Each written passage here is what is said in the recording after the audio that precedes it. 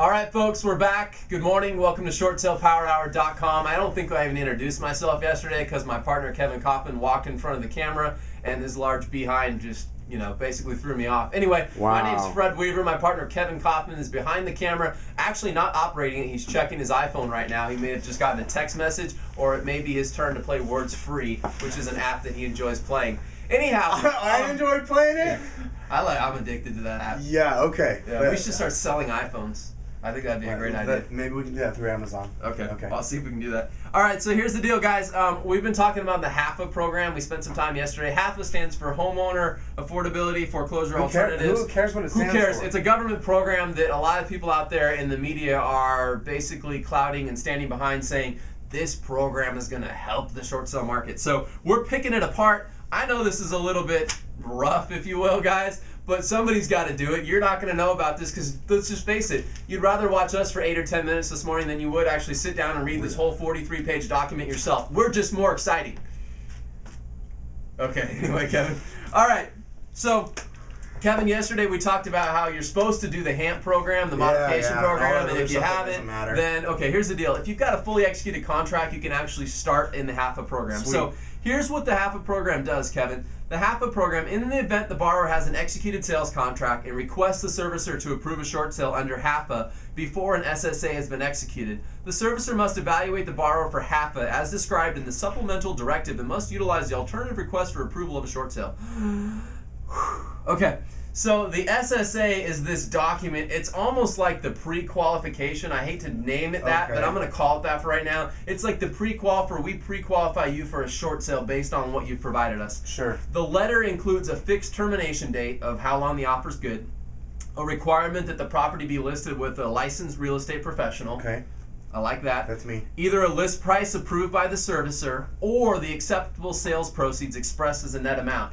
This is my favorite. So they're actually saying that this letter is going to tell you either the list price or the acceptable proceeds. I don't know about you guys, in 240 closed short sales, probably 400 plus short sale approval letters, maybe 500 at this point that I've seen. Probably 500. I have never, except maybe one time, seen an approved sales price. Every other time it's been net proceeds. But I just like that the government pointed out approved sales price. Yeah, sure. Okay, good for Anyway, that. whatever. Closing costs have to be expressed on there. Real estate commissions not to exceed 6% because, whatever. A statement by the... God forbid we get paid for what we do. Here's my favorite. A statement by the borrower authorizing the servicer to communicate the borrower's personal financial information to other parties, including the Treasury and its agents. So actually, by participating in HAFA, you as the homeowner are now giving your information to be shared with Treasury, maybe in front of Congress, maybe, publicized on CNN one night as your senators on there talking about it. Cancellation and contingency clauses. You can't do an arm's length property. And okay, I said my favorite. Here's the big one, guys, and here's why I really like the HAFA program, and here's also why I think the HAFA program will never see daylight from most servicers out there. An agreement that upon successful closing of a short sale acceptable to the servicer, the borrower will be released from all liability for repayment of the first mortgage debt.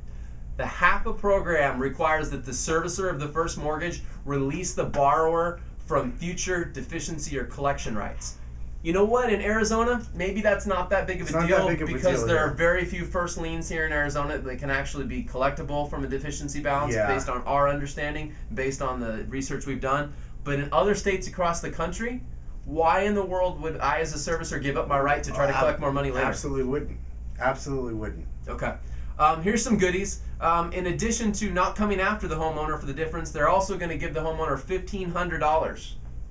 I love that. That's good stuff. Don't make your payments and we're going to give you $1,500. Well, I mean, that lines up with what FHA does. FHA's been doing that for a while. Aurora tried something like that. Yep, so. Absolutely. They wanted to mention tax consequences, credit scores, blah, blah, blah. The amount of the monthly mortgage payment, if any, that the borrower will be required to pay during the term of the SSA must not exceed 31%. That actually just stated that if they issue an SSA to somebody, they could actually ask them to make a mortgage payment during the actual short sale process. But it can't exceed 31% of their monthly income. That's going to go over really well. Yeah. That's going to go over great. All right. Why would a homeowner do this? I have no idea. So here's the deal. Within 10 business days of the receipt of the RASS, which is basically the exception document that would be submitted if somebody hadn't gone through the homeowner modification program, right. They would do the RASS. The servicer or lender has to actually reply their approval or disapproval of the proposed sale. So on the front, Kevin, 10 days. I know you're excited about that. I can tell by your face. 10 days would be nice. Don't get me wrong. You'll have to excuse the skepticism here. But realistically, let's be honest. It takes them like 90 days. Some of these lenders It takes 10 days to get the dang facts. Like, well, here's 10 my days favorite. from when? 10 days from when? From 10 days from the 17th time you faxed your short sale package? 10 days of receipt of the RASS. Here's the deal. And then the RASS must be mailed to the borrower, the approval or disapproval. So, hey, let's not even join the 21st century and fax or email the homeowner or the delegated You're gonna agent. Mail that to We're the going to borrower? mail it, and we're going to cause another week's worth of delays. The borrower who, by the way, hired me to represent their interest, you're now going to go around me and give the approval letter directly to them when you could just save everybody time by faxing it to me? Yes, Kevin. Really? Oh, my government. Here's an idea. Your industry, or I don't know if you can call it industry, your government is screwed up enough.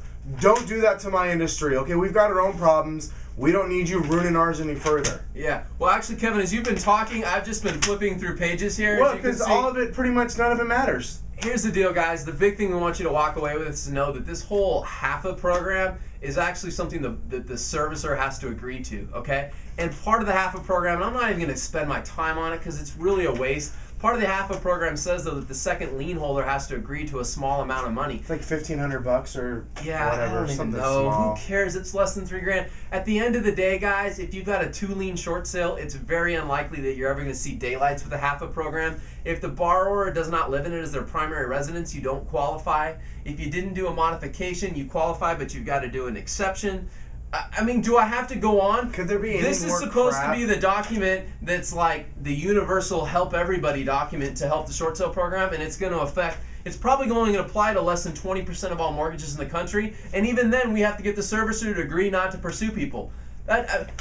I really don't see a lot of lenders participating in this. There might be a few big banks out there that, from a publicity standpoint, decide to join on. Okay, so they might. But the reality say, of this okay, is not going to happen. They may say, okay, we're going to do it. I'm done, Kevin. But the effect that this is going to have is going to be little to none. I mean, I hope you guys can see that now. Again, going back to, like, let's make progress and let's move forward and let's actually do things to help people. I'm all for that. I think it's great.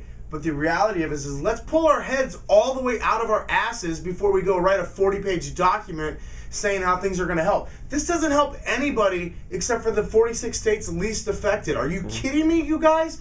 Come on. You're in your position for a reason. Quit being stupid and start thinking. I'm being harsh here, but I'm calling you out because you're in a position of authority. You're in a position of government, and I expect more out of you to help this country out of this situation. Don't make me and Fred do it all by ourselves. Quite honestly, I'd love to help everybody, but I can't. I'm too busy helping my clients that I serve. I can't help every single person in the country. So here we go, guys. We're going to wrap this up. Guys, before we wrap it up, I just came here behind the camera, and I noticed that Kevin actually didn't even have my full head in the picture. So if all you could see was my nose and my mouth, I apologize for Kevin. And we're going to end it just like this so you can see a nice close-up of me. 1, 2, 3. Short sale power hour.